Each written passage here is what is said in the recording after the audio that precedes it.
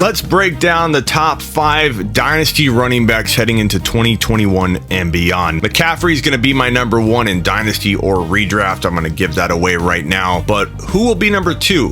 Who will be number 3? Will the top 3 or 4 change a little bit based on it being redraft or Dynasty? Because I'm going to hit it from both angles. I'm going to rank them for Dynasty, but suggest where I would put them in a redraft. Let's break it down. Top 5 Dynasty running backs for 2021 and beyond. The Fantasy Football Show begins now.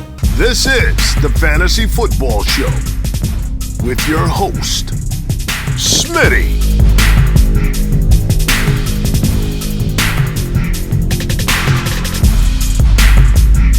Top 5 running back. You're watching the Fantasy Football Show. Smitty.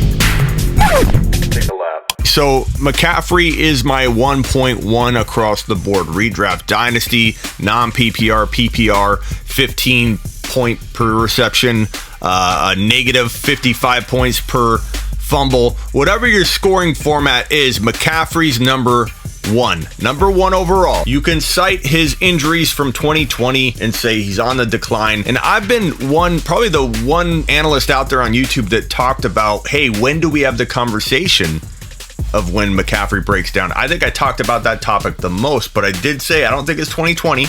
And I think the injuries that he had in 2020 weren't him breaking down. I don't think it'll be 2021, but I think it's a season by season basis with McCaffrey going forward, because he's had a bunch of work in a short period of time, and we've seen running backs at his caliber fall off after 4 years like that. It happens when you're overworked to the tune that gets you into the top 5 in fantasy football overall. When you're the 1.1 in fantasy football, that means a couple things. 1, you're getting volume. Number 2, you're getting fed a ton and being utilized more than most players in the NFL for their team. That means McCaffrey is overworked, not properly worked, not fed just enough. The dude's eating double meals every time he steps onto the field. At some point it will add up, but I don't know that 2020 was a sign of his breakdown. 2020 felt like Kamara's 2019. 2019 was an injury-riddled year for Kamara. People were worried about drafting him in 2020, thinking, oh, Kamara broke down, he's not the same guy, he's done. Kind of like how people talk about MT, which is debatable. Is MT done? We don't know. But I firmly believe that the lingering issues that McCaffrey had will go away. These aren't torn ACLs or a torn shoulder. His kneecap wasn't floating in his thigh. The dude is, I think, going to bounce back in a major way for at least 1 year. And then we take it year by year from there, because the workload is legit. The workload is real. The carries and usage is through the roof. I wouldn't be mad at anybody that had Cook or Kamara number 1, but for me, it's clear cut. It's McCaffrey. The reason Dalvin Cook is my number 2 is he was relatively healthy all year. He did get banged up here and there. I did hold my breath a number of times, and he did go to the sideline, come back on the field, go to the sideline. There were a couple scares in 2020, if you remember correctly. And I'm not saying I feel like he's a lock to play 15, 16 games. I don't know. I feel a little bit antsy putting him at number 2, to be honest with you. But I feel just as worried about Kamara's situation. I feel just as worried about any other player. Barkley, you talk about anyone, they have question marks. Even McCaffrey has question marks. I feel like 2021, there are no, like, for sure feeling players that you're drafting at 1 through 4. Even Derrick Henry, I have videos on why I'm avoiding him in 2021. In the top 5, I take him if he falls far enough, like 8, 9, 10, because you can trade Henry in a worst case scenario. At 8, 9, 10 overall value, you can afford Henry to miss even 4 games and plug somebody else in and supplement that spot and do well sum total in 2021. Cook is safe to me because of Alexander Mattison. I like Murray for Kamara. I like Mike Davis a lot for McCaffrey, but I love Alexander Mattison attached to Cook. And he started 1 game in the middle of the year, somewhere in the middle of the year, and flopped. And everyone's like, oh my God, that Madison's not what everybody said he was. He was garbage. People overreact so quickly. Like, Madison is good. Madison is a top 6 to 10, not top 10, borderline top 10. He could be a top 6 to 10 running back per start in the NFL. I don't know that if he was ever given the keys to the lineup, kind of like Lat Murray, would he ever be elite for multiple years? Probably not. I don't think so. Maybe. You never know. But in like a 4-game window, 6 games, let's say Cook went down in week 5, he could finish the year on out from week 5 on and be a top 6 to 10 running back in fantasy football. And the great part is you don't have to worry about Cook getting like half the work or worrying about splitting carries. It's either going to be Cook or it's going to be Madison. You're not going to have to worry about who do I start each week. They don't roll like that in Minnesota. It will be Cook. If he gets hurt, Madison. And with COVID and last year's injuries, I want my number 2 overall pick after McCaffrey, who I do pair to Mike Davis no matter what. Let me also throw that out there because Mike Davis, if he returns and is with the team, will be the cuff. He has climbed up the super handcuff value. It's Alexander Madison, Lat Murray, Pollard, and now also Mike Davis. But Madison has more of that bang for the buck. I draft Madison in leagues where I don't even own Cook because we're crafty here at the Fantasy Football Show. But Cook and Alexander Madison feel secure. And Cook, to me, per start, is a lock in the top 3. And the concern of injury is protected. If you do whatever it takes to get Madison, make sure you reach a whole round ahead of wherever Alexander Madison's ADP starts leveling off in your draft. You make sure you get him a round earlier than that ADP. Everything I said about Cook and the backup, the handcuff, apply it to Lat Murray. Lat Murray needs to be owned. Reach a round ahead of his ADP. Owning the duo guarantees you some very, very good security. You sleep well at night. But there is concern about the quarterback situation. We saw Kamara kind of play up and down based on the QB play. Will they start Winston? Will they start Taysom Hill? Will they do a rotation? Will there be some chaos in the middle of the year? And Kamara's got to adapt to that. We don't know.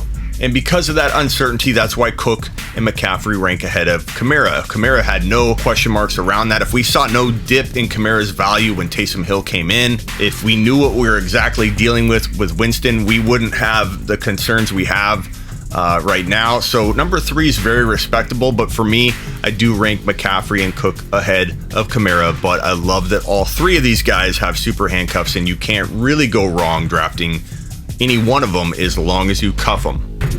Now, Dynasty redraft, nothing really changes other than I kind of start leaning Barkley a little more.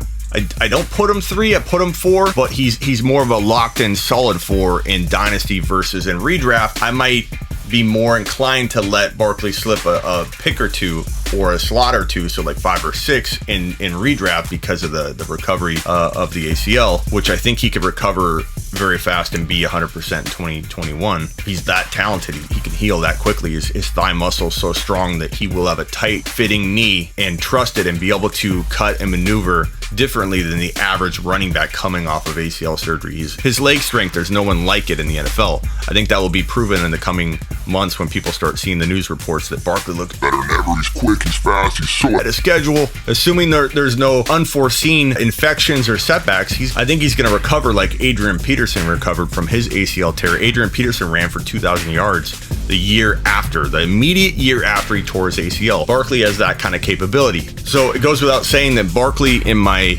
Dynasty format is 4. Locked and loaded. He pushes Kamara for that 3 spot. I think if the wind was blowing a certain way on a certain day and I'm doing this ranking over, I could easily be like, Barkley's my 3. Pretty clear cut. It really is that close between Barkley and Kamara in Dynasty. And you could argue Barkley too. You could also in Dynasty argue Barkley outside the top 5, and I wouldn't really think you're all that crazy. The truth is, you can be concerned about every single name up here. Overworked? Is he overworked? McCaffrey? Is Cook gonna get hurt eventually? What's Kamara gonna do with his new situation? Will he rebound? Is he gonna ever stay healthy? If you are complaining at all about these rankings so far, or you do when someone does rankings like this, you need to step back and check yourself a little bit, because you can argue all 4 of these guys on all different sides of the argument. Like, it's ridiculous to suggest someone's off by having Barkley 1 or McCaffrey 4 or Kamara 1 or Cook 4 or one of these guys at number 5. Like, I find it almost hilarious when people get overly passionate that you're wrong, that you don't have the ranking right because they feel differently. This is fantasy football. You don't have the Gray's Book Sports Almanac. I don't have it. I've only got half of it. So Dynasty, he could be 3 for me. He's borderline 3. Redraft, I do have him 4 or 5. Redraft or Dynasty, Taylor feels right about 5 for me. Again, Barkley could go to 5 in redraft, and I could put Taylor 4, or I could maybe look at Zeke Elliott. I certainly love this incoming rookie class, and it wouldn't be crazy to see Etienne or Harris climb into the 5 spot in a Dynasty format in a year from now. I could get bold and talk about one of those guys near 5 or 6 in Dynasty, but I think until we have landing spots, we do need to kind of pump the brakes on putting those guys, any of those rookies, in the top 5 or 6 if we're talking Dynasty. Taylor's deserving. There's a lot of risk. Like everybody on this list, there's risk with Taylor. Taylor disappointed midway through the season. I can't remember a time where a running back was hyped up, overdrafted, then busted, and literally people gave up on him in a lot of novice leagues, not your big heavy hitter leagues, but a lot of novice leagues. He got cut. People picked him up, obviously. He's one of those guys that when he got cut, he got scooped up right away by a savvy owner in pretty much every league. He did not remain on waivers, but he did get cut in a big percentage of novice leagues. And then he rebounded. He had a crazy year, but because he did disappoint a little bit, there's concern. There's some fumbling issues, which he overcame, I think, last year, but you still got to worry about it. We've seen him fail. We've seen him falter, so there is concern. Again, concern across the board in the top 5. Elliott, if we put Elliott here instead of Taylor, there would be concern there. If we put Henry in here, there would be concern. 2,000 yards. No one's ever had even close to the same year coming off a 2,000-yard season, and he's had 303 carries, almost 400 carries in 2020,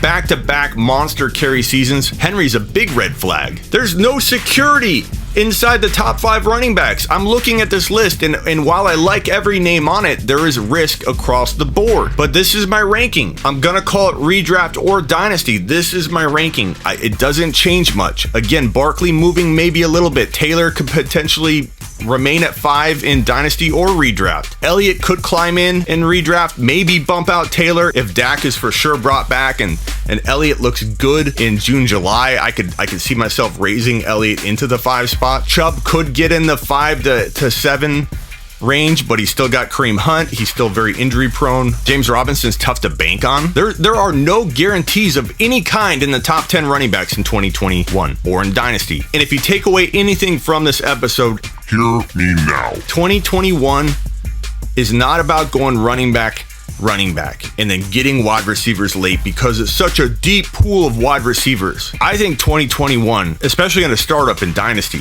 2021 is going to be about the wide receiver.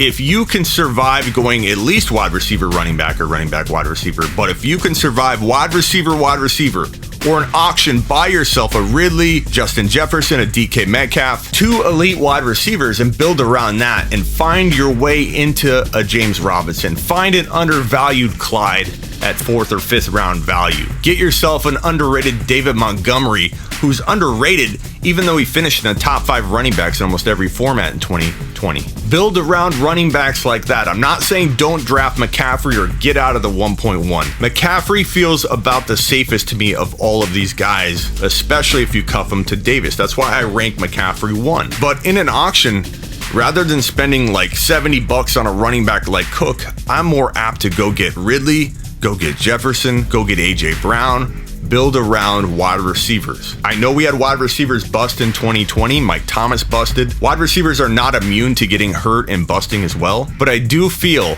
that in 2021, we're going to see the wide receiver dominate, and all you have to do is land your running backs, which is what I'm going to do all offseason long, train you on getting the next James Robinson so you can focus on building those wide receivers out, and then we clean up in 2021 because we have the best of both worlds. We have the up and coming running back or undervalued running backs on our roster with the guaranteed or more guaranteed stud wide receivers. These are my top 5 running backs in 2021 Dynasty. Kind of redraft too. Comment below, tell your grandma, tell your friends, get on over to Smitty1.com. That is everything I do all in one place. And if you want in on my mock drafts, you have to join my Discord. You can find my Discord link and button at Smitty1.com. So get on over there now. This is the Fantasy Football Show with your host, Smitty.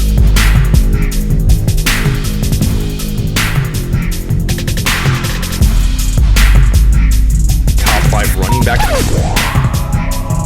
watching the Fantasy Football Show. Smitty!